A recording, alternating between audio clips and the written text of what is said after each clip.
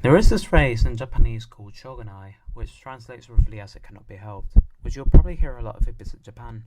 While it's very obvious in what it means, I believe it's an important core part of the Japanese mentality and worldview, as well as the origin of many of the cultural aspects that separate it from the West. To a Westerner, this phrase can be very frustrating, as many of us grew up thinking that most of life, if not all, can be improved upon somehow, and I still think that the Japanese use this phrase a little bit too often. However, there is a very healthy logic to this mentality.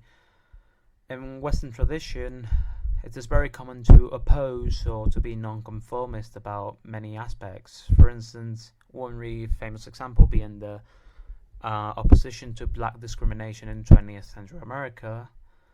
However, there are many aspects of life that are beyond our control, and for this reason they become taboo topics, which are scary to many to think about or to talk about, one of the most prominent being death. As much as we would like to think otherwise, there is a lot of things in life that are beyond our control. What people we meet, the rules of different companies, or sometimes the very nihilistic and brutal side of nature.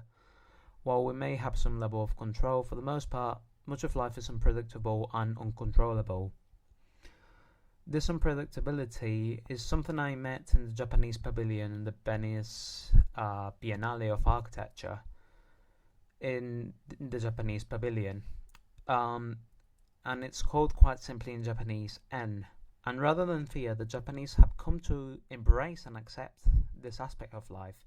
One very famous example being the restoration of broken ceramics with precious metals such as gold, and then these bases to be considered more beautiful because of their own unique stories than the unbroken or quote unquote perfect pieces.